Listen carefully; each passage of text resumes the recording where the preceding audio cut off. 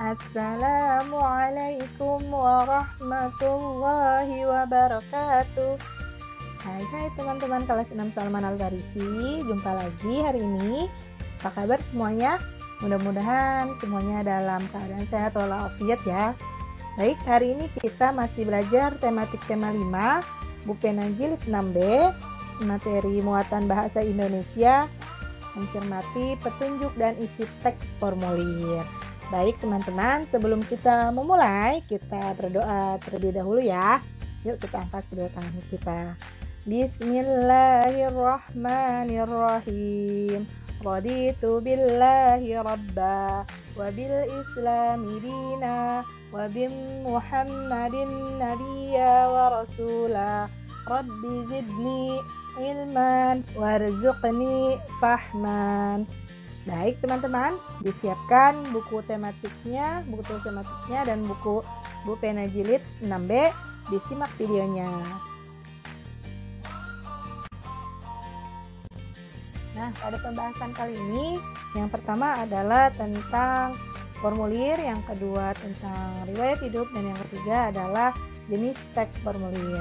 Setelah teman-teman mempelajari materi ini, diharapkan teman-teman dapat menjelaskan cara mengisi teks formulir.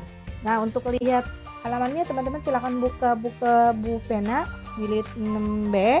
Nah, di situ di halaman setelah 86 itu kan masuk tema 5 wirausaha ya. Nah, di baliknya ada materi pembelajaran tema 5. Silakan teman-teman lihat dan cari yang muatan bahasa Indonesia. Oke, teman-teman siap? Teman-teman, saat mendaftar sekolah atau mengikuti kegiatan, biasanya kita diharuskan mengisi formulir pendaftaran. Nah, tahukah kamu apa yang dimaksud dengan formulir? Formulir adalah lembar isian atau surat isian. Biasanya formulir berisi data pribadi yang harus diisi dengan benar dan jelas. Data pribadi itu berisi nama lengkap, jenis kelamin, tempat dan tanggal lahir, alamat, agama, dan keterangan lainnya. Nah, formulir ini biasanya ditulis dengan menggunakan huruf balok atau huruf besar semua ya dalam penulisannya. Selanjutnya, fungsi formulir. Formulir memiliki fungsi yang pertama, mengumpulkan data-data, mencari sebuah informasi tertentu, dan yang terakhir adalah menjadi media komunikasi. Formulir biasanya memiliki bagian-bagian. Nah, bagian-bagian pada formulir itu ada 3 ya teman-teman. Pertama, kepala, terus badan, yang ketiga adalah penutup. Nah, kalau kepala itu biasanya berisi nama lembaga, alamat, dan nomor telepon. Terus yang kedua, badan. Badan ini berisi mengenai data-data keterangan yang harus diisi secara lengkap. 3 adalah penutup, berisi tempat dan tanggal pengisian formulir, nama lengkap, dan tanda tangan. Nah, contohnya seperti ini. Ini adalah contoh pendaftaran akun untuk SMP ya tahun lalu teman-teman, ini seperti ini. Nah, ada 3 bagian, kepala, badan, penutup. Kita lihat. Nah, ini adalah bagian kepala, berisi nama lembaga, alamat, dan nomor telepon. Yang kedua, bagian badan, ini berisi mengenai data-data keterangan kita teman-teman yang harus diisi secara lengkap. Yang ketiga adalah bagian penutup, biasanya berisi tempat dan tanggal pengisian formulir. Di sini ya, nama lengkap kita dan tanda tangan.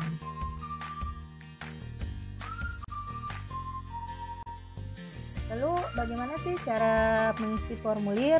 Nah, cara mengisi formulir biasanya sudah disertakan di situ petunjuk pengisiannya. Seperti pada contoh ini ya, teman-teman. Di sini kita bisa lihat tadi yang contoh formulir tadi, kita yang pertama adalah tulislah identitas diri Anda pada kolom yang tersedia sesuai dengan data-data dalam SHUN dan SKHUN dalam kartu keluarga. Di sini sudah ada petunjuknya nih teman-teman ya. seperti ini. Jadi ini diisi dengan nomor peserta ujian, terus nama lengkap kita. Jangan lupa menggunakan huruf balok atau huruf besar semua. Ini diisi semua sesuai dengan data-data yang ada dalam SHUN atau SKHUN dan juga kartu keluarga.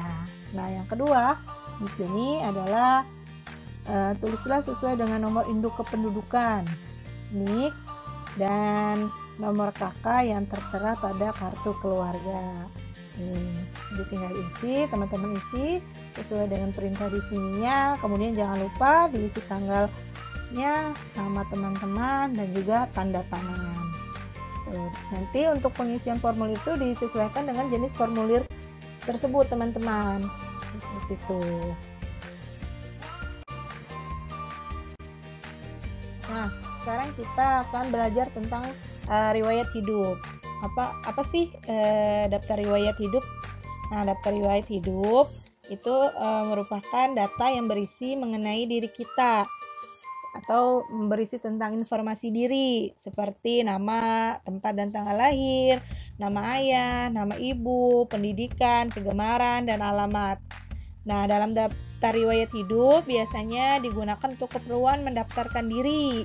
Misalnya mendaftarkan diri ikut lomba, menjadi pengurus atau anggota sebuah tim atau kegiatan, dan melamar pekerjaan. Daftar riwayat hidup biasa juga disebut dengan CV atau kurikulum vitae. Nah, adapun tujuan daftar riwayat hidup kalau bagi perusahaan atau instansi adalah untuk memberikan gambaran yang luas mengenai diri pelamar. Daftar riwayat hidup dapat kita tulis dalam bentuk singkat dan juga bentuk narasi. Berikut adalah contoh dari penulisan daftar riwayat hidup dalam bentuk singkat seperti ini, teman-teman. Jadi berisi informasi diri kita, ada nama, tempat tanggal lahir, umur, bangsa, agama, alamat, nama orang tua, pendidikan, hobi, dan prestasi yang pernah diraih. Ini dalam bentuk singkat, dalam bentuk daftar riwayat hidup, daftar ya teman-teman. Nah, yang kedua, daftar riwayat hidup dalam bentuk narasi seperti ini. Dalam bentuk narasi itu biasanya ditulis berupa teks atau paragraf dalam bentuk cerita atau narasi seperti ini. Nama saya Ayumi Ananda, lahir di Jambi pada 12 Januari 1996 dan seterusnya. Jadi ada dua bentuk singkat berupa daftar, dan yang kedua berbentuk narasi atau cerita. Selanjutnya adalah bagian-bagian riwayat hidup. Yang pertama ada data pribadi, kedua bidang yang diminati, ketiga riwayat hidup, keempat ekstrakurikuler dan kursus, kelima kecakapan, keenam kesimpulan. Nah, ini adalah contohnya ya teman-teman.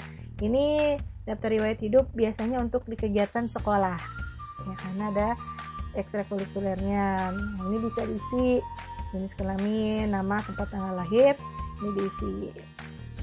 Ini adalah contoh daftar riwayat hidup dalam bentuk singkat, teman-teman. Yang terakhir adalah jenis teks formulir. Jadi jenis teks formulir itu banyak macamnya ya teman-teman. Ada formulir pendaftaran, ada kartu anggota, kartu pos, slip tabungan, formulir pengiriman barang, formulir pengisian LJK, dan daftar riwayat hidup. Nah, semuanya diisi sesuai dengan perintah yang ada di teks formulir tersebut dan disesuaikan penggunaannya. Nah, di sini ada contoh pengisian LJK, lembar jawaban komputer. Kalau kita ujian nasional biasanya kita diberikan lembar ujian seperti ini ya teman-teman. Nah, cara pengisiannya jangan lupa di sini sudah ada petunjuk. Teman-teman baca terlebih dahulu petunjuknya agar jelas ya. Nah, di sini juga ada contoh cara menyilangnya. Yang benar tuh disilang seperti ini ya. Jadi baca dulu petunjuknya, kita lihat bagaimana cara pengisiannya. Cara pengisiannya di sini sudah ada kotak-kotak nih ya teman-teman ya. Teman-teman tinggal langsung tuliskan nama teman-teman. Misalnya nama teman-teman siapa nih? Evita, huruf misalnya Miss Evita ya,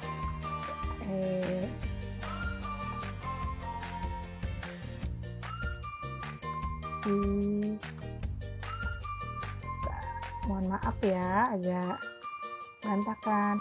Nah, karena di sini perintahnya adalah disilang, berarti kita tinggal lihat nih. Ini kan ada abjad ya teman-teman, ya ada alfabet dari A sampai Z nih ke bawah sini. Kita tinggal lihat di sini karena huruf E, maka kita harus menyilang di huruf E seperti ini. Terus kemudian ini huruf P, kita silang di sini. Kemudian ini huruf I, kita silang di sini teman-teman. Ini huruf T, silang. Ini huruf A. Oh, mohon maaf lewat kotak ya, seharusnya tidak lewat kotak. Begitu seterusnya ya.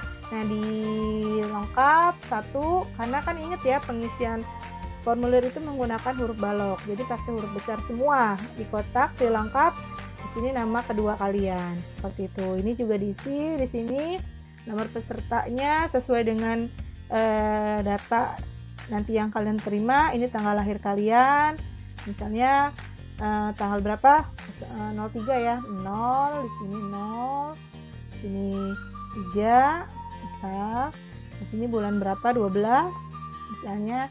Nah, ini angka terakhir tahunnya. Kalau kalian misalnya kelahiran 2008 atau 2009 berarti 09.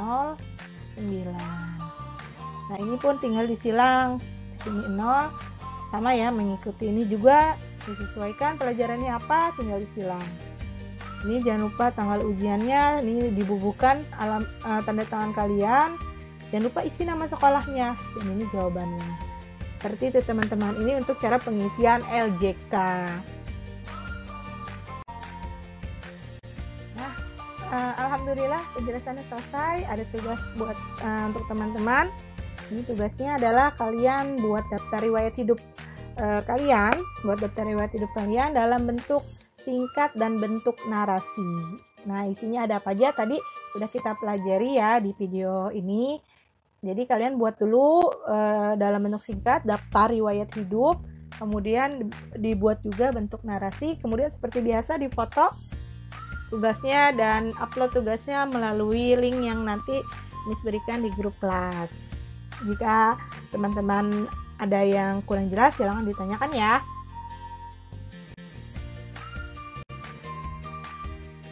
Dalam kehidupan sehari-hari, sebelum kita melakukan sesuatu, kita harus membaca petunjuk pengisian atau petunjuk penggunaan untuk menghindari terjadinya kesalahan dan juga kecelakaan. Oleh sebab itu, teman-teman harus membaca petunjuk pengisian atau petunjuk penggunaan dengan cermat sebelum menggunakan suatu alat atau mengisi formulir. Nah, ini seperti dalam firman Allah ya, dalam surah Al-Baqarah ayat 2. Oke, terima kasih sudah disimak. Mohon maaf jika banyak kekurangan. Mudah-mudahan teman-teman bisa paham. Kita jumpa kembali di video selanjutnya. Terima kasih. Wassalamualaikum warahmatullahi wabarakatuh.